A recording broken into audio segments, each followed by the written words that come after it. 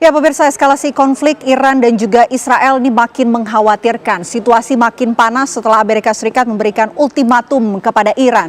Apakah potensi Perang Dunia III ini akan semakin dekat? Kita akan bahas bersama dengan sejumlah narasumber. Saya akan perkenalkan yang sudah hadir di Studio TV One. Ada Mas Sofwan Albana selaku pengamat hubungan internasional Universitas Indonesia. Selamat malam, Mas Selamat Sofwan. malam, Mbak Vena. Sehat, Mas? Alhamdulillah. Sehat. Alhamdulillah. Selain Mas Safwan, ini kebetulan kita sudah terhubung juga melalui sambungan virtual Zoom. Ada Pak Sukamta, anggota Komisi 1 DPR RI. Assalamualaikum, selamat malam Pak Sukamta. Waalaikumsalam Mbak Vena, selamat malam. Oke, Pak Sukamta, kalau begitu saya izin mau ke Pak Sofwan Mas Sofwan terlebih dahulu. Mas Sofwan, melihat eskalasi konflik antara Iran dan juga Israel yang semakin mengkhawatirkan. Ini bisa dikatakan ada potensi Perang Dunia Ketiga. Ini bisa disebut realistiskah atau hanya kekhawatiran belaka? Kalau potensi Perang Dunia Ketiga tentu saja ada gitu ya. Tetapi saya kira untuk saat ini peluang tersebut relatif lebih kecil karena ada banyak faktor lain yang berpengaruh juga gitu ya.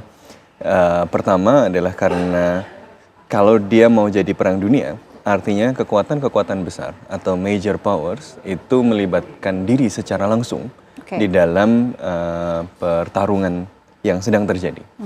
Betul, saat ini Amerika Serikat sedang berada di pinggir jurang, mau ikut nyemplung, tetapi seperti yang kita dapatkan kabar dari Amerika Serikat, Donald Trump masih memberikan waktu lagi 2 minggu, dan kita juga lihat Eropa sedang bertemu untuk kemudian mencoba mendorong solusi diplomatik. Tapi yang kemudian lebih penting lagi adalah sikap dari dua kekuatan yang seringkali diasosiasikan sebagai kekuatan revisionis yang berada dan memiliki kedekatan dan kepentingan dengan Iran, yaitu Rusia dan Cina. Baik Rusia dan Cina sampai saat ini masih mengirimkan sinyal bahwa mereka tidak melibatkan diri di dalam konflik ini, walaupun tidak menutup kemungkinan itu. Putin kan menyampaikan, ini senada dengan yang disampaikan oleh Iran, bahwa pada saat ini Iran tidak membutuhkan bantuan dari Rusia. Gitu ya. Kabarnya juga di dalam internal Amerika Serikat terbagi ya menjadi dua. Ada yang menolak, ada yang justru setuju begitu untuk terlibat dalam pertempuran ini. Dan bahkan di kubu konservatif sendiri di Amerika Serikat yang secara tradisional itu mendukung Israel, hari ini juga terbelah cukup kuat karena ada kelompok-kelompok yang melihat bahwa keikutsertaan Amerika Serikat di dalam berbagai konflik di Timur Tengah itu sebenarnya bertentangan dengan kepentingan nasional dari Amerika Serikat sendiri. Kita sudah ketahui sejak lama bahwa Amerika Serikat itu dari tahun 2012-an gitu ya, itu sudah mendeklarasikan pivot to Asia. Dia itu pengen geser ke Asia. Kenapa? Karena di dalam visi strategik Amerika Serikat, ancaman paling besar secara struktural itu adalah Tiongkok, adalah Cina.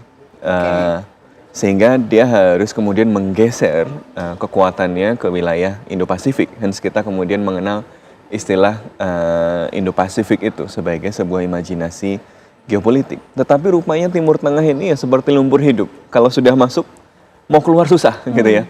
Nah ini yang kemarin terjadi, itu kan Amerika, kenapa kemudian Israel melakukan serangan terhadap Iran? Salah satunya adalah karena pada hari Minggunya, itu Amerika Serikat dan Iran itu mau ketemu untuk menegosiasikan kesepakatan mengenai program nuklir Iran.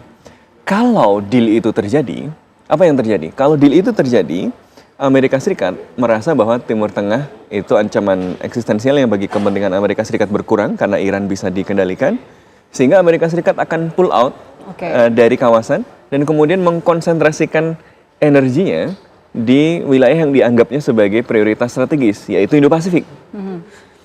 Israel sementara itu memiliki kebutuhan untuk berada dalam dukungan dan perlindungan Amerika Serikat. Gitu. Karena apa yang sedang dia lakukan di Palestina, di Gaza, ini masih berlarut-larut dan capaian strategik yang coba dicapai, baik menghancurkan Hamas maupun capaian strategik lain misalnya menganeksasi wilayah Gaza itu tidak bisa penuh terwujud karena ternyata panjang juga dan kritik internasional sangat kuat. Kalau Mbak Vena ingat beberapa waktu yang lalu kan perhatian dunia ke Israel itu sedang tinggi sekali. Bahkan sekutu tradisionalnya seperti Prancis, Inggris itu mulai gerah dengan kondisi Gaza dan kondisi Palestina, sehingga misalnya Prancis pun mendeklarasikan kami siap loh mendeklarasikan dukungan pada kemerdekaan Palestina, ya kan? Terus kita lihat bagaimana masyarakat sipil yang high profile seperti Greta Thunberg yang kemarin mencoba masuk melalui Madlin Flotilla, yang kemudian Israel kan bingung dia mau diapakan. Dia terlalu high profile sehingga kalau ditembak dibunuh seperti flotillanya Mavi Marmara yang menewaskan 10 orang dan ada 2 orang Indonesia yang ditembak pada waktu itu. Mereka bingung mau ngapain gitu, sehingga akhirnya ditangkap dan sebagian masih ditahan tapi sebagian dikembalikan lagi. Nah, itu pressure-nya sedang tinggi. Jadi ada kebutuhan satu untuk kemudian memperluas medan pertarungan supaya apa? Supaya wacana politik internasional itu geser dari attention ke Gaza. Kedua, untuk kemudian menghentikan apa yang dipersepsikan sebagai ancaman eksistensial, yaitu ancaman nuklir Iran. Baik guys, saya mau ke Pak Sukamta kalau begitu. Pak Sukamta, kalau dari DPR ini melihat situasi Israel, posisi Israel saat ini seperti apa secara internasional? Apakah semakin berkurang begitu dukungan yang diberikan oleh sejumlah negara terhadap Israel? Posisinya ini seperti apa, Pak Sukamta? Iya, Mbak Vena.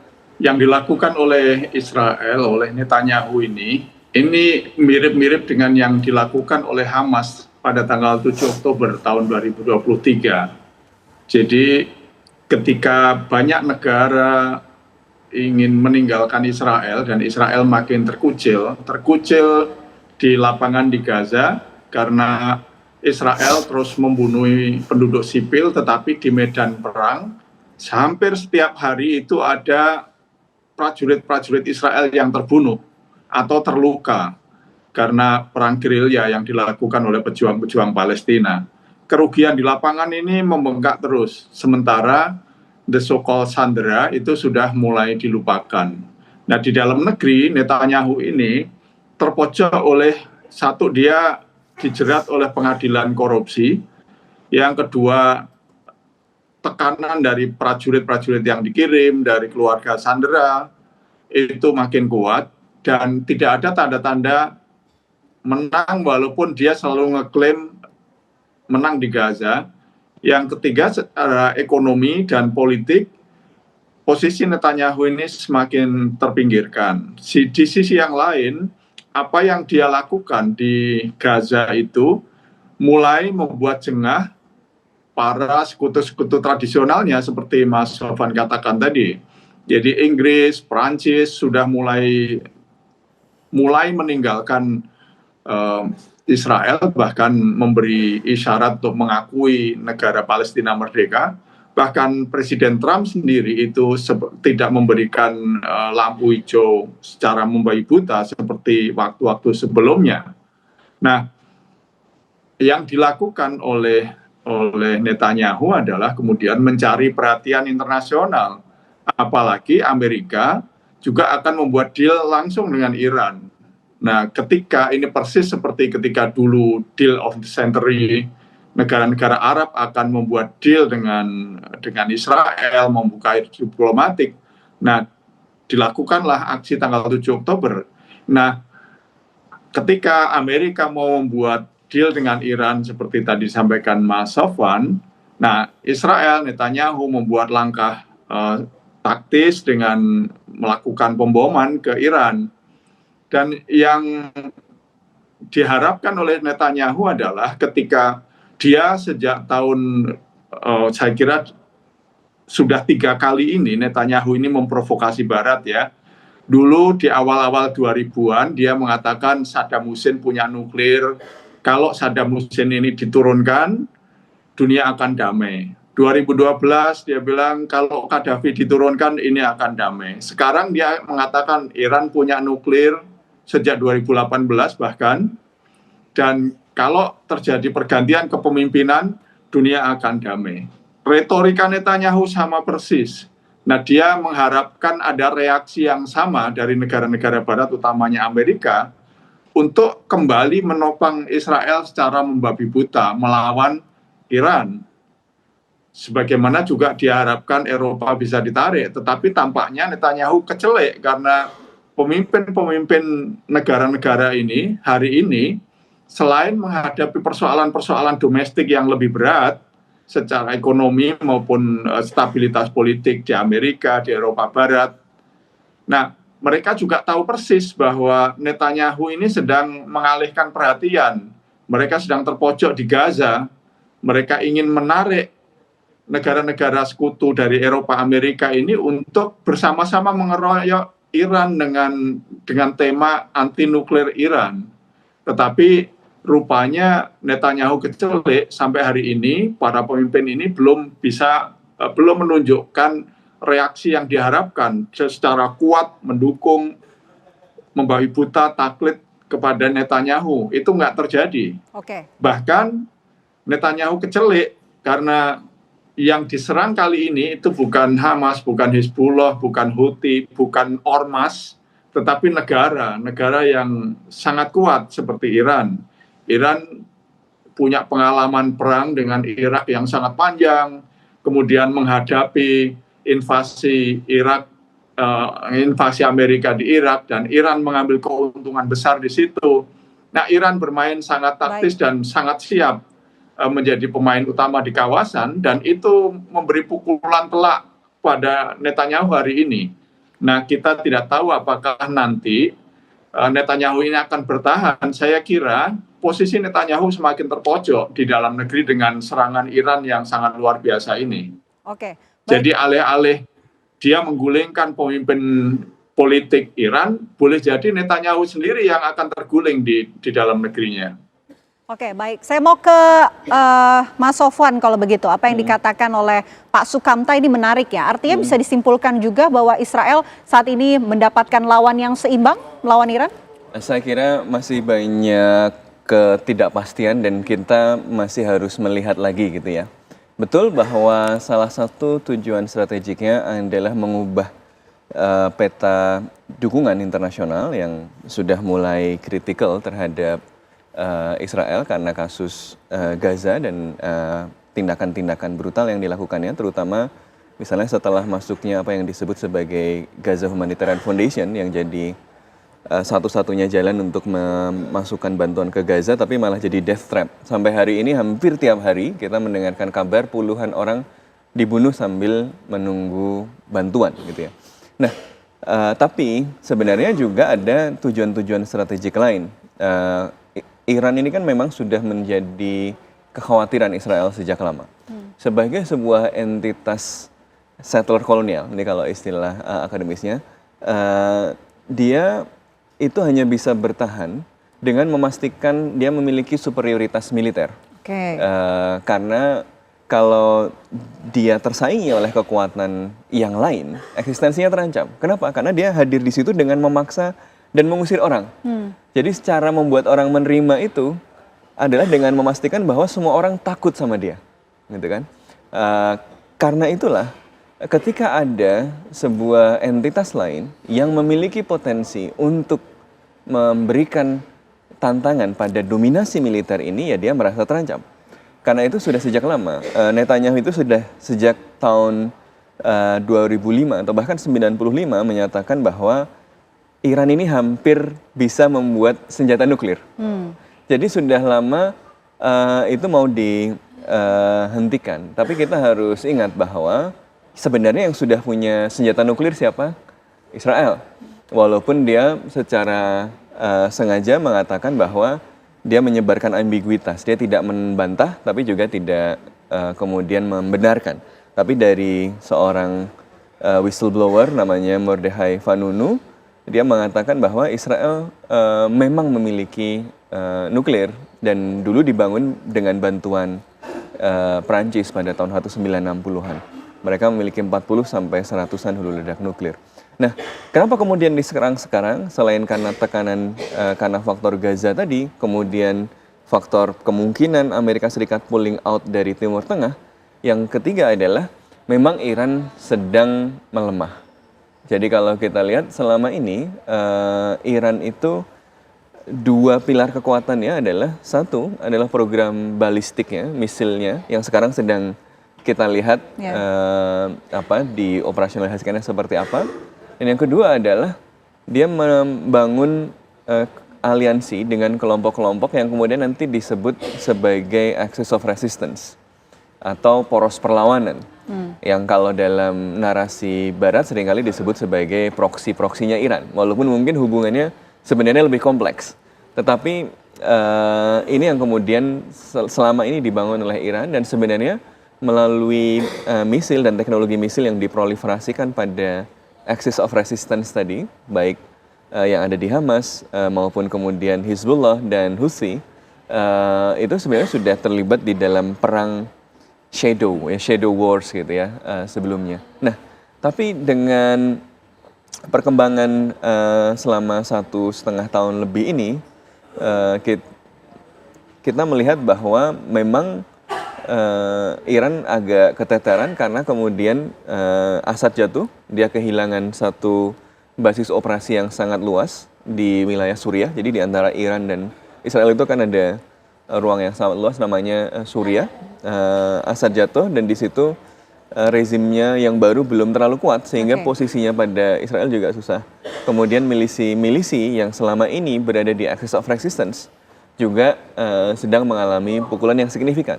Maka Israel secara strategik melihat bahwa kalau nggak sekarang, kapan lagi? Problemnya adalah kalau sekarang pun Israel tidak bisa melakukannya sendiri. Ada misalnya kalau tujuan strategiknya adalah menghabisi kapabilitas militer Iran, dia harus menghancurkan sebuah fasilitas yang namanya Fordo di bawah tanah, yang dia harus dihancurkan dengan bom 30.000 pound, bunker buster, yang itu cuma dimiliki oleh Amerika Serikat. Dan dia cuma bisa dideliver oleh pesawat B-2 yang juga cuma dimiliki oleh Amerika Serikat. Jadi tanpa Amerika Serikat, ini nggak bisa. Dan bahkan kalau kita keluarkan dari soal Fordo saja, untuk mengatasi serangan misil-misil dari Iran ini, sistem pertahanan Israel yang terdiri dari David Sling, Arrow, dan Iron Dome, ini juga kalau panjang dia akan keteteran. Dia hanya bisa bertahan kalau ada dukungan yang konsisten dan terus-menerus dari Amerika Serikat. Ini Amerika Serikat ini sekarang mengatakan tidak terlibat langsung, tapi sebenarnya Amerika Serikat sudah terlibat. Dengan apa? Dengan ikut menembaki misil-misil yang datang dari Iran tadi. Artinya Israel itu kalau sendirian itu akan kesulitan sebenarnya. Tapi di sisi lain Iran itu juga bukan dalam kondisi yang ideal. Maka ini kita melihat dua-duanya sama-sama sok kuat. Tapi sebenarnya dua-duanya ini sama-sama nggak tahu juga sama-sama tidak pasti juga. Jadi kita akan melihat mana yang omong besar gitu ya. Tapi ini akan sangat ditentukan pada apa yang akan dilakukan oleh Amerika Serikat. Menarik apa yang dikatakan oleh Mas Sofwan, Israel sendirian malah justru kewalahan. Nah, itu pertanyaan saya untuk Pak Sukamta. Kalau Israel sendirian. Kalau Israel sendirian. Pak Sukamta, saat ini kan Israel juga sudah sedang menghadapi beberapa front ya, tidak hanya Iran, kemudian Hamas dan juga Hizbullah. Ditahan nanti ya Pak Sukamta, kita jawab usai jeda. Apa kabar Indonesia, malam akan kembali untuk Anda sesaat lagi. Saya menyampaikan kepada jajaran Kementerian Luar Negeri dan Kedutaan Besar Republik Indonesia di Tehran untuk melakukan asesmen terhadap rencana dan kemungkinan evakuasi warga negara Indonesia. Terus dari perkembangan 2 hari ini, di mana intensitas serangan Israel semakin meningkat, kemudian yang disasar juga lagi bukan saja target-target sipil, target militer, tapi juga target-target sipil. Maka saya memutuskan untuk meningkatkan level kesiagaan di kedutaan Iran, di kedutaan Tehran, menjadi dari level siaga 2 ke level siaga 1. Kemudian mulai juga melaksanakan langkah-langkah kontingensi dan langkah-langkah evakuasi bagi warga negara Indonesia.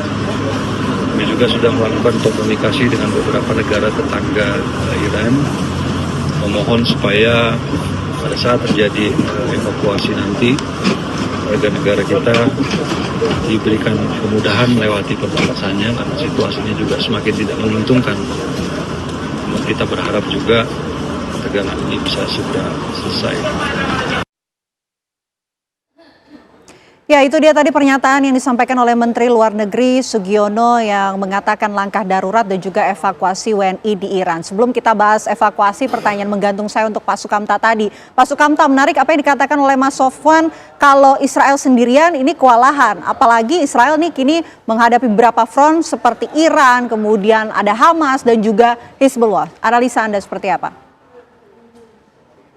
Iya benar, memang Israel ini sekarang maju dengan membuat front yang sangat banyak sekali. Dan Israel juga kali ini menempuh langkah sendirian, di mana kalau waktu-waktu sebelumnya untuk melemahkan kekuatan-kekuatan besar negara tetangga sekitarnya seperti Irak yang dipimpin Saddam Hussein atau Libya yang dipimpin oleh Muammar Gaddafi, dia meminjam kekuatan negara-negara besar seperti Amerika dan Eropa, dan itu perlu waktu. Prosesnya kalau invasi Irak dulu itu kan sekitar 3 tahunan build up-nya itu, pengkondisiannya itu, dengan mulai dari tuduhan menggunakan, memiliki senjata nuklir, senjata kimia, ada investigasi dan seterusnya, sampai kemudian invasi itu kira-kira perlu 3 tahun. Kali ini Netanyahu itu tidak punya kemewahan waktu karena dia kondisinya betul-betul terjepit. Nah, sehingga dia melakukan provokasi secara langsung dengan harapan negara-negara lain, negara-negara besar yang secara tradisional membantu ini bisa segera turun tangan membantu Israel dengan isu nuklir. Tapi itu tidak terjadi sampai hari ini. Nah, sehingga Netanyahu dan Israel ini menjadi sendirian dia menghadapi kekuatan-kekuatan, baik itu Iran sebagai negara maupun proksi-proksi Iran yang selama ini berlawanan langsung dengan melawan Israel itu masih terus berjalan. Jadi yang di Gaza masih jalan, dengan Hizbullah juga di Lebanon masih jalan, di Suriah juga unsur-unsur gerilyawan Suriah juga masih melawan agresor Israel, kemudian Houthi juga masih jalan. Jadi ini Israel betul-betul atau Netanyahu betul-betul memang berada di dalam situasi yang sulit, yang genting.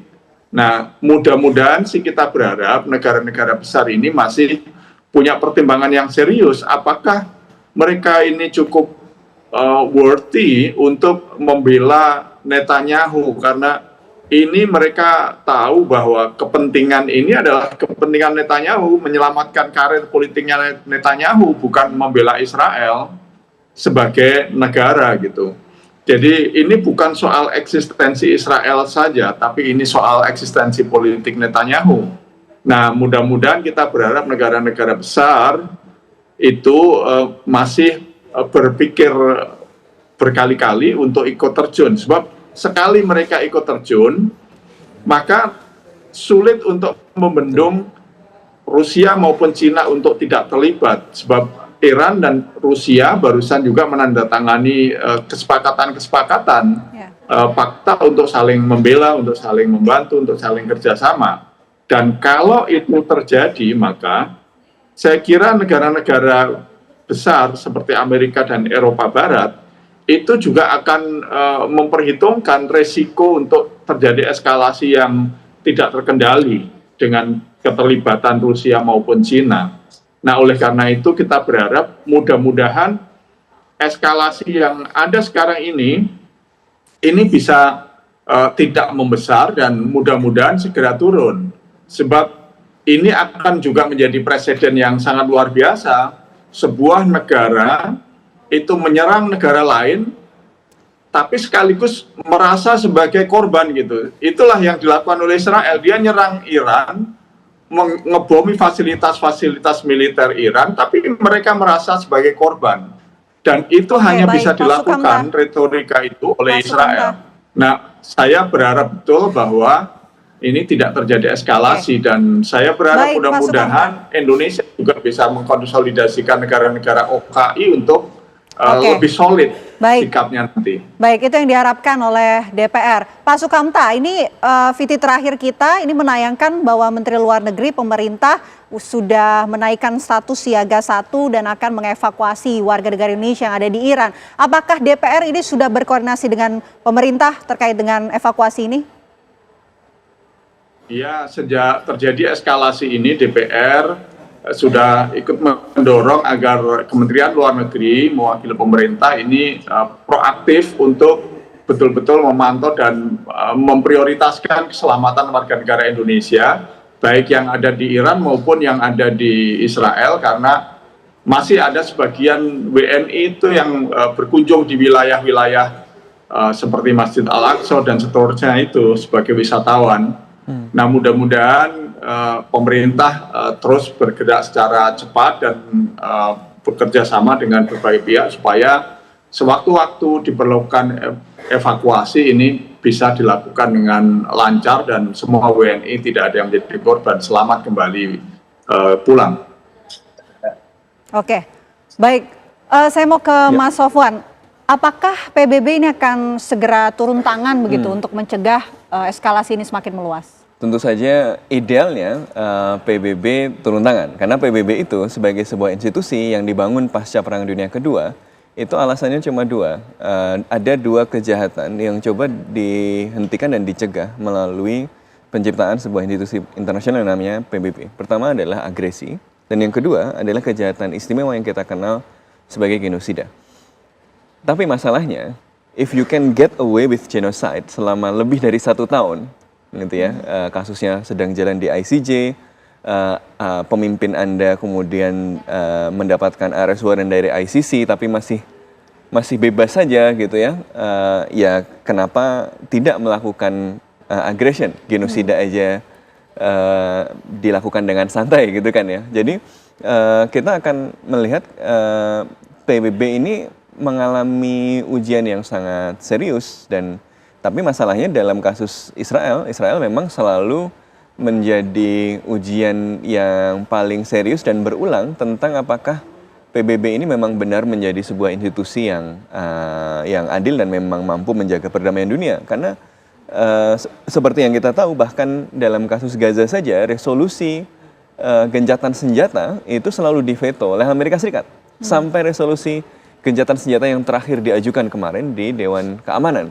Apalagi soal ini ya, dan Amerika Serikat menunjukkan sikap yang meskipun belum ikut terjun sekarang, tapi sudah jelas keberpihakannya, sudah jelas posisinya bahwa Amerika Serikat tidak melihat bahwa Iran itu berada dalam posisi yang membela diri. Dia memang kemudian justru haknya Israel yang harus dijamin gitu kan. Karena itu kemudian menjadi sangat sulit berharap pada PBB. Jadi kita mungkin akan melihat adu misil ini akan terus berlangsung selama beberapa saat, dan nanti perubahannya akan ditentukan pada apakah Amerika Serikat ini akan terlibat secara langsung dan sejauh mana. Karena itu akan ada beberapa skenario. Ya, skenario yang pertama adalah kita akan menyaksikan adu misil ini agak panjang sampai dua-duanya capek, sampai dua-duanya sumber dayanya terbatas, dan kemudian akan dipaksa untuk kemudian menyepakati semacam gencatan senjata, walaupun mungkin tidak akan formal. Kedua, dia akan bergeser menjadi sebuah perang regional ketika Amerika Serikat ini masuk dan terlibat.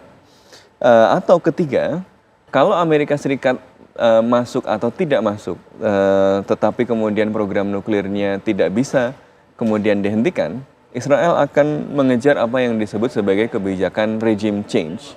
Bagaimana kemudian kalau nggak bisa dihancurkan dengan kekuatan militer, gunakan kekuatan politik. Apa? Yaitu memobilisasi upaya untuk menjatuhkan pimpinan politik. Inilah kenapa misalnya Israel sekarang menyasar tidak hanya elit-elit militer, tetapi juga elit-elit pengelola sipil dari Iran. Kalau tidak bisa regime change, Israel akan mengejar apa yang disebut sebagai regime collapse. Jadi negaranya dibuat collapse, dibuat kacau seperti di Libya, sehingga yang ada adalah milisi-milisi dan entitas-entitas yang itu sebenarnya justru menjadi ancaman jangka panjang bagi semua negara juga. Nah, jadi kita berharap dari berbagai skenario ini yang tentu saja kita harapkan adalah Amerika Serikat bisa menahan diri, Eropa menahan diri, semua negara besar melihat bahwa diplomasi adalah jalan yang terbaik untuk menyelesaikan persoalan ini dan memaksa Israel untuk kemudian mau berunding dengan Iran dan kemudian menyepakati ya pemberhentian kekerasan di antara mereka terlebih dahulu. Tetapi juga kita harus ingat, yang ini berhenti pun yang Gaza juga belum tentu berhenti, dan ini masih ada tiap hari represi yang dilakukan. Ini juga nggak boleh kita lakukan, nggak boleh kita lupakan. Ini saling berkaitan satu sama lain. Jadi kita berharap bahwa negara-negara besar yang selalu menyampaikan komitmen pada hak asasi manusia, yang selalu menyampaikan komitmen pada international order, itu benar-benar menjaga international order. Caranya bagaimana? Caranya dengan tidak melibatkan diri di dalam perang yang gegabah yang bisa menjadi perang regional maupun bahkan perang dunia. Baik, oke, tidak melibatkan diri itu yang diharapkan. Dan mendorong proses diplomatik. Oke, baik, mudah-mudahan itu tidak terjadi dan eskalasi konflik ini tidak semakin meluas. Terima kasih atas waktunya Mas Sofwan. Terima kasih juga atas waktunya Pak Sukamta.